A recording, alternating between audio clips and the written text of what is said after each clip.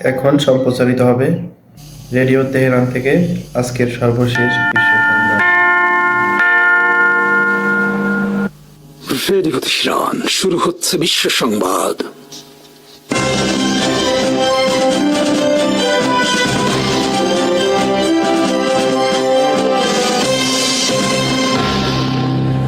শুরুতেই সংবাদ শিরোনাম।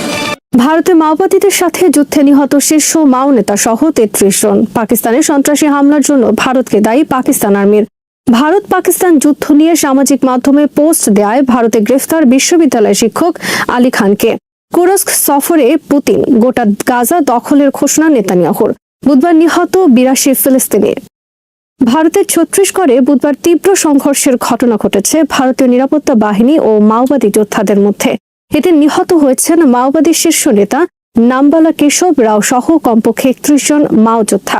ভারতীয় গণমাধ্যমের খবর অনুসারে সশস্ত্র যুদ্ধে নিহত হয়েছেন নিরাপত্তা বাহিনীর ও কমপক্ষে ২ সেনা।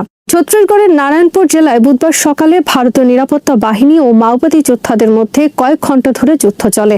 ভারতীয় সরকার দাবি করেছে এই যুদ্ধে নিহত হয়েছেন শীর্ষ মাও নেতা নাম্বালা কেশব রাও। নিহত কেশব রাও ছিলেন মাওবাদী সশস্ত্র বিদ্রোহী বাহিনী কমিউনিস্ট পার্টি অফ ইন্ডিয়ার সাধারণ সম্পাদক। কেশব রাও নিহতের ঘটনাকে ভারতের বিজেপি সরকারের পক্ষ থেকে গত ৩০ বছরের মধ্যে মাওদের বিরুদ্ধে সবচেয়ে উল্লেখযোগ্য ঘটনা হিসেবে আখ্যায়িত করা হয়েছে। মাও শীর্ষ নেতা নিহতের ঘটনায় উচ্ছ্বাস প্রকাশ করে ভারতের প্রধানমন্ত্রী নরেন্দ্র মোদী ও কেন্দ্রীয় স্বরাষ্ট্রমন্ত্রী অমিত শাহ বিবৃতি প্রদান করেছেন। নিরাপত্তা বাহিনীর পক্ষ থেকে বলা হয়েছে, নারায়ণপুরে মাওবাদী একটি ঘাঁটিতে একজন শীর্ষ মাও নেতা অবস্থান করছে বলে জানতে পারে তারা। এরপর ছত্তিশগড় তেলেঙ্গানা সীমান্তে নারায়ণপুর, বিজাপুর, দান্তেওয়াড়া ও কোন্ডাগাঁও জেলা সহ বিভিন্ন এলাকায় অভিযান চালানো হয়। নারায়ণপুরে অবুঝামাদের একটি ঘাঁটিতে আক্রমণের সময় যুদ্ধে নিহত হয়েছেন কেশব রাও। কেশব রাও ২০১৭ সাল থেকে সাধারণ সম্পাদক হিসেবে মাওবাদী দলের নেতৃত্ব দিয়ে আসছিলেন এবং এই সময় দলটি দুর্ধর্ষ হয়ে ওঠে তার নেতৃত্বে। পরিচালিত হয় ভারতীয় নিরাপত্তা বাহিনীর বিরুদ্ধে রক্তক্ষয়ী অনেক অভিযান। কেশব রাওয়ের জন্ম ১৯৫৫ সালে ভারতের অন্ধ্রপ্রদেশে। তিনি ছিলেন ভারতের জাতীয় পর্যায়ের একজন ভলিবল খেলোয়াড় এবং শিক্ষা জীবনের কৃতী ছাত্র হিসেবে বিটেক ডিগ্রিধারী। মার্ক্সপন্থী কমিউনিস্ট পার্টি অফ ইন্ডিয়া ভারতের নিষিদ্ধ ঘোষিত একটি রাজনৈতিক দল, যারা মাওবাদী বা নকশালপন্থী হিসেবে পরিচিত। তাদের লক্ষ্য সশস্ত্র যুদ্ধের মাধ্যমে ভারতের কেন্দ্রীয় সরকার উৎখাত করে ক্ষমতা দখল করা। মাওবাদীদের মতে ভারতের শাসন ব্যবস্থা ঔপনিবেশিক, সামন্তবাদী, সাম্রাজ্যবাদী এবং সর্বোপরি শোষণমূলক। তাই চীনা নেতা মেও সেতং এর মতো তারা সশস্ত্র যুদ্ধের মাধ্যমে ভারতের কেন্দ্রীয় সরকারকে উৎখাতের লক্ষ্যে গত ৬ দশক ধরে যুদ্ধ করে আসছে। ভারতের বর্তমান বিজেপি সরকারের লক্ষ্য ২০২৬ সালের মার্চ মাসের মধ্যে ভারতকে মাওবাদ মুক্ত করা। সে লক্ষ্যে গত বছর থেকে মাওবাদী বিরোধী ব্যাপক অভিযান চালিয়ে আসছে ভারতের কেন্দ্রীয় নিরাপত্তা বাহিনীর নেতৃত্বে। ১৯৬৭ সালে ভারতের পশ্চিমবঙ্গ জেলার শিলিগুড়ি জেলার সীমান্তবর্তী নকশালবাড়ি গ্রামে যোদ্ধাদের অত্যাচারের বিরুদ্ধে বড় ধরনের কৃষক বিদ্রোহ ঘটে। এরপর থেকে ভারতের অন্যান্য অঞ্চলেও দ্রুত ছড়িয়ে পড়ে নকশালবাড়ির এই কৃষক বিদ্রোহ। এই আন্দোলনে তখন সমর্থন দেয় কমিউনিস্ট পার্টি অফ ইন্ডিয়া এবং এর নেতা চারু মজুমদার। সেই থেকে ভারতের চীনাপন্থী বামপন্থীরা নকশালি বা মাওবাদী নামে পরিচিতি পায়। জল, জমি, জঙ্গল এই ৩ দাবিকে ঘিরে দ্রুত মাওবাদীদের সশস্ত্র বিদ্রোহ পূর্ব ভারত থেকে গোটা মধ্য ভারতে ছড়িয়ে পড়ে। ২০০০ সালের পর থেকে ভারতে ব্যাপক আকারে ছড়িয়ে পড়ে কমিউনিস্ট পার্টি অফ ইন্ডিয়ার নেতৃত্বে সশস্ত্র মাওবাদী আন্দোলন। এক পর্যায়ে ভারতের ১০টি রাজ্যের ১৮০টি জেলায় বিস্তার লাভ করে সশস্ত্র এই আন্দোলন। বর্তমানে ভারতের উত্তর পূর্ব থেকে দক্ষিণ পশ্চিম পর্যন্ত বিস্তৃত মাওবাদী অধ্যুষিত এলাকা রেড করিডোর নামে পরিচিত। ভারতের বিভিন্ন অঞ্চলে দ্রুত মাওবাদী সশস্ত্র বিদ্রোহী বিস্তারের কারণ রাষ্ট্রীয় শোষণ, বৈষম্য, অবিচার আর উন্নয়নের নামে বিভিন্ন উপজাতি সহ পাহাড়ি লোকজনকে তাদের বসত ভিটা থেকে উচ্ছেদ এবং ভূমিহীনদের মধ্যে ভূমির সঠিক বরাদ্দ না দেওয়া। এছাড়া রয়েছে জমি দখল, বন উজাড় এবং পুলিশি নির্যাতন সহ আরও অনেক রাষ্ট্রীয় অত্যাচার। ২০০৯ সালে ভারত মাওপন্থী কমিউনিস্ট পার্টি অফ ইন্ডিয়াকে নিষিদ্ধ সংগঠন হিসেবে ঘোষণা করে এবং মাওবাদীদের বিরুদ্ধে ঘোষণা করে অপারেশন গ্রিন হান্ট। ২০১৪ সাল পর্যন্ত চলা এই অপারেশনই ছিল মাও বিরোধীর সবচেয়ে বড় অপারেশন। ভারতের প্রাচীন রাজনৈতিক দল কমিউনিস্ট পার্টি অফ ইন্ডিয়ার জন্ম ১৯২৫ সালে।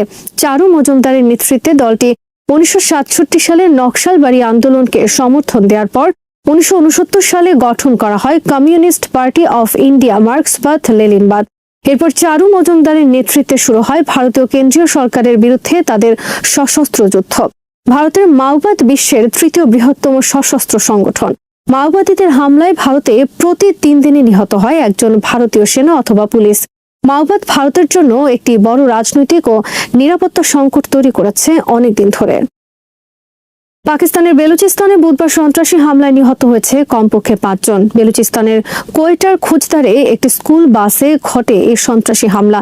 এই ঘটনায় পাকিস্তান ভারতকে দায়ী করেছে। পাকিস্তান আর্মির জনসংযোগ বিভাগ ISPR এর বিবৃতিতে বলা হয়েছে, অপারেশন বুনিয়ানুল মারসুস এর কাছে পরাজয়ের প্রতিশোধ নিতে ভারত এখন পাকিস্তানের অভ্যন্তরে সন্ত্রাসী হামলা পরিচালনা করছে। তারা পাকিস্তান বিরোধী সন্ত্রাসী গ্রুপকে মদত দিচ্ছে। পরাজিত ভারত এখন সন্ত্রাসী গ্রুপের মাধ্যমে পাকিস্তানের বিরুদ্ধে প্রক্সি যুদ্ধের কৌশল গ্রহণ করেছে। নয়াদিল্লি পাকিস্তান আর্মির এই অভিযোগ অস্বীকার করেছে। বুধবারের এই সন্ত্রাসী হামলার পর কোয়েটা সফর করেছেন পাকিস্তানের প্রধানমন্ত্রী শাহবাজ শরীফ এবং ফিল্ড মার্শাল আসিম মুনির। এ সময় হামলায় গুরুতর আহতদের দেখতে হাসপাতালে যান তারা। শাহবাজ শরীফ এবং আসিম মুনির উভয়ে পাকিস্তানে বিদেশি মদত পুষ্ট সন্ত্রাস দমনের অঙ্গীকার করেছেন। ভারতের বিরুদ্ধে যুদ্ধে বীরত্ব প্রদর্শনের জন্য ফিল্ড মার্শাল পদ দেওয়া হয়েছে পাকিস্তান সেনা প্রধান জেনারেল আসিম মুনিরকে। এর আগে পাকিস্তানের একমাত্র ফিল্ড মার্শাল ছিলেন general Ayub Khan. Field marshal হলো আর্মির সর্বোচ্চ পদ, যা 5 তারকা সম্পন্ন। সাধারণত যুদ্ধের সময় শত্রুর বিরুদ্ধে অসামান্য বীরত্ব এবং যুদ্ধ জয়ের কারণে জেনারেলদের ফিল্ড মার্শাল পদে উন্নীত করা হয়ে থাকে। এদিকে পাকিস্তানের উত্তর ওয়াজিরিস্তানে গত 19 মে সন্ত্রাসী হামলায় নিহত হয়েছে কমপক্ষে 5 জন। এই ঘটনার তদন্ত শেষে বুধবার পাকিস্তান আর্মির পক্ষ থেকে বলা হয়েছে, ভারতপন্থী ফিতনা আল খারিজ নামক সন্ত্রাসী গোষ্ঠী এই হামলা চালিয়েছে। ভারতীয় গোয়েন্দা সংস্থা এই সন্ত্রাসী গ্রুপটি পরিচালনা করছে বলে অভিযোগ করে পাকিস্তান আর্মির ISPR। মঙ্গলবার কুরস্ক সফর করেছেন রাশিয়ার প্রেসিডেন্ট ভ্লাদিমির পুতিন। বুধবার রাশিয়ার রাষ্ট্রীয় সংবাদ মাধ্যমে প্রচার করা হয়েছে এই সফরের খবর। গত এপ্রিল মাসে রাশিয়া কুরস্ক মুক্ত করার ঘোষণা দেয়। 2024 সালের 6 অগস্ট ইউক্রেন দখল করে নেয় রাশিয়ার কুরস্কের বিশাল এলাকা। দ্বিতীয় বিশ্বযুদ্ধের পর এটি ছিল রাশিয়ার অভ্যন্তরে কোনো বিদেশি রাষ্ট্রের হানা দেওয়ার ঘটনা। দীর্ঘ রক্তক্ষয়ী যুদ্ধের পর রাশিয়া ইউক্রেনের হাত থেকে উদ্ধার করে কুরস্ক। কুরস্কে রাশিয়ার সেনাদের সাথে যুদ্ধে যোগ দেয় কমপক্ষে 10,000 উত্তর কোরিয়া সেনা। এপ্রিল মাসে কুরস্ক মুক্ত করার পর রাশিয়া আনুষ্ঠানিকভাবে ধন্যবাদ জানায় উত্তর কোরিয়া সেনাদের। আর এর মাধ্যমে রাশিয়া স্বীকার করে নেয় ইউক্রেনের বিরুদ্ধে উত্তর কোরিয়া সেনাদের যোগ দেওয়ার ঘটনা। মঙ্গলবার কুরস্ক সফরের সময় পুতিন পরিদর্শন করেন কুরাচর্ফে নির্মাণাধীন পারমাণবিক বিদ্যুৎ কেন্দ্র। ভারত পাকিস্তান যুদ্ধ নিয়ে সামাজিক মাধ্যমে মন্তব্য করায় গত রোববার ভারতে গ্রেফতার করা হয় অশোকা বিশ্ববিদ্যালয়ের সহযোগী অধ্যাপক আলী খানকে। বুধবার তাকে জামিন দিয়েছে দেশটির সর্বোচ্চ আদালত বা সুপ্রিম কোর্ট। আদালতের আদেশে আলী খানকে অনলাইনে লেখালেখি থেকে বিরত থাকতে বলা হয়েছে, তার বিরুদ্ধে তদন্ত শেষ না হওয়া পর্যন্ত। ভারত পাকিস্তান যুদ্ধ নিয়ে মন্তব্য করায় শাসক দল বিজেপির একজন সদস্য থানায় অভিযোগ দায়ের করেন আলী খানের বিরুদ্ধে। অভিযোগে বলা হয়েছে, আলী খানের বক্তব্য ভারতের স্বাধীনতা সার্বভৌমত্বের প্রতি হুমকি। এছাড়া আরও একজন আলী খানের বিরুদ্ধে অভিযোগ দায়ের করেন এই ঘটনায়। থানায় বিজেপি সদস্যের দায়ের করা অভিযোগের পর রোববার আলী খানকে তার বাসা থেকে গ্রেফতার করে পুলিশ। বুধবার তিনি জামিন পান। আলী খানকে গ্রেফতারের ঘটনা তীব্র প্রতিক্রিয়া সৃষ্টি করে ভারতের বিশ্ববিদ্যালয় সহ উচ্চশিক্ষা প্রতিষ্ঠানে। ঘটনাকে মত প্রকাশের স্বাধীনতার বিরুদ্ধে বড় ধরনের আঘাত এবং মোদী সরকারের পক্ষ থেকে হুমকি হিসেবে আখ্যায়িত করা হয়। আলী খানকে আদালত জামিন দেওয়ায় সন্তোষ প্রকাশ করেছে অশোকা বিশ্ববিদ্যালয়। ভারত পাকিস্তান যুদ্ধ ছড়িয়ে পড়ার পর 42 বছর বয়সী আলী খান তার সামাজিক যোগাযোগ মাধ্যমে লেখেন, অনেক নির্বোধ লোক আছে যারা ক্রমাগত যুদ্ধের জন্য উস্কানি সৃষ্টি করে চলছে, কিন্তু তারা কখনো যুদ্ধ দেখেনি। সংঘাতপূর্ণ এলাকায় বসবাস বা পরিদর্শন তো দূরের কথা। আলী খান তার পোস্টে পাকিস্তানে ভারতের হামলাকে সমর্থন করেছেন এবং একই সাথে যুদ্ধের মধ্যে পরিচালিত বর্বরতা থেকেও সাবধান করেছেন। ভারতের মুসলিম নারী সেনা অফিসার কর্নেল কুরেশিকে সামনে হাজির করা বিষয়ে আলী খান লিখেছেন, আমি খুশি যে অনেক ডানপন্থীরা এটার পক্ষে কথা বলেছেন, কিন্তু যারা গণপিটুনি, বাড়িঘর ধ্বংস এবং বিজেপির ঘৃণার শিকার হয়েছেন, নাগরিক হিসেবে তাদের অধিকারের পক্ষেও দাবি তোলা উচিত তাদের। ইসরায়েলের প্রধানমন্ত্রী বেঞ্জামিন নেতানিয়াহু বুধবার বলেছেন, সমগ্র গাজার দখল নেবে ইসরায়েল। বর্তমানে গাজায় যে অভিযান চলছে তার লক্ষ্য অভিযান শেষে সমগ্র গাজার নিয়ন্ত্রণ থাকবে ইসরায়েল আর্মির হাতে। আমরা সেখান থেকে সব জিম্মিকে মুক্ত করব এবং সেখানে আর কোনো হামাস থাকবে না। বুধবারও ইসরায়েলের হামলায় গাজায় নিহত হয়েছে কমপক্ষে 82 ফিলিস্তিনি। ব্রিটেনের লেবার পার্টির সাবেক প্রধান জেরেমি করবিন বলেছেন, গাজায় গণহত্যার অন্যতম সহযোগী ব্রিটেনের বর্তমান লেবার দলের সরকার আগের কনজারভেটিভ সরকারের তুলনায় বেশি সামরিক সহায়তা দিচ্ছে ইসরায়েলকে। ইসরায়েলের গণহত্যার দায় থেকে ব্রিটেনকে দায়মুক্ত হতে হলে অবিলম্বে ইসরায়েলের সব ধরনের সহায়তা বন্ধ করতে হবে। মার্কিন গোয়েন্দা তথ্যে চাঞ্চল্যকর খবর। ইরানের পারমাণবিক স্থাপনায় ইসরায়েলি হামলার প্রস্তুতি, মধ্যপ্রাচ্যে ফের যুদ্ধের দামামা। CNN এর এক প্রতিবেদনে উঠে এসেছে এমনই সব বিস্ফোরক তথ্য, যা গোটা বিশ্বকে ফেলেছে নতুন করে চিন্তায়।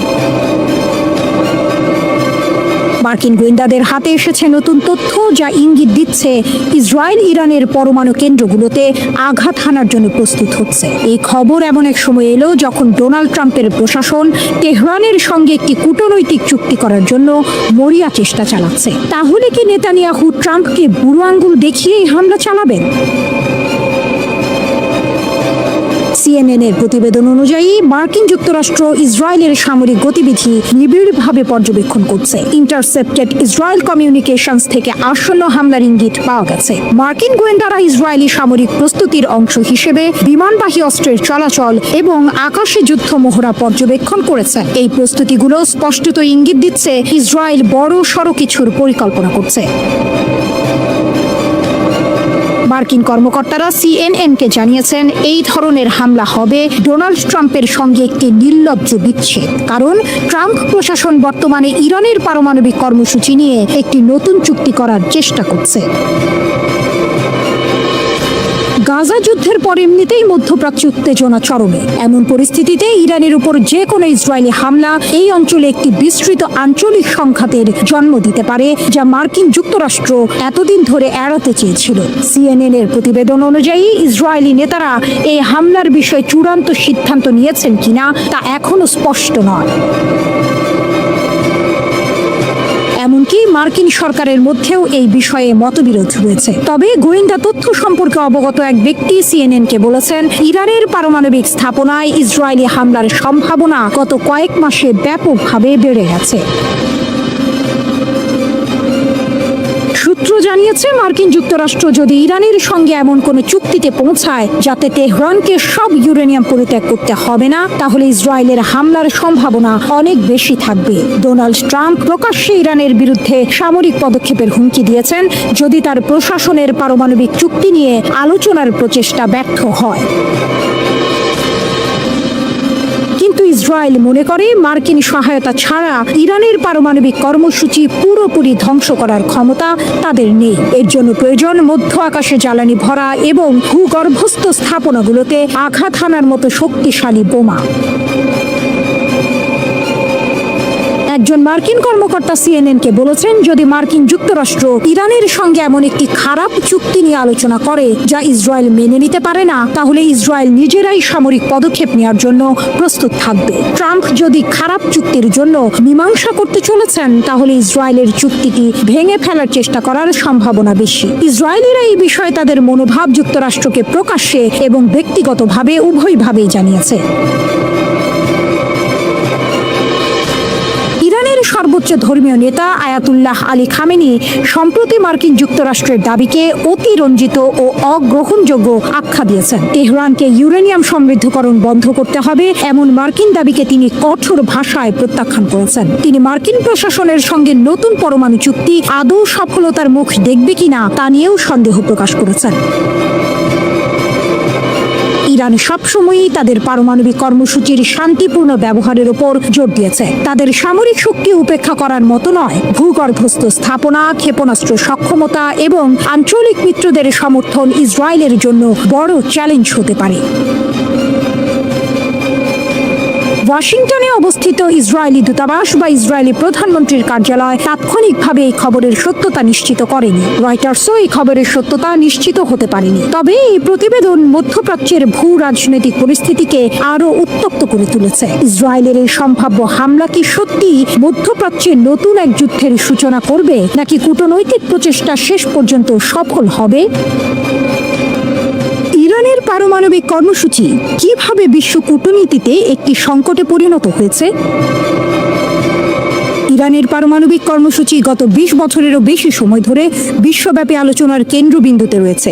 একের পর এক মার্কিন প্রেসিডেন্ট এলে ইরানের ওপর নানা নিষেধাজ্ঞা আরোপ হয়েছে, যার ফলে এই অঞ্চলে যুদ্ধের আশঙ্কা তৈরি হয়েছে।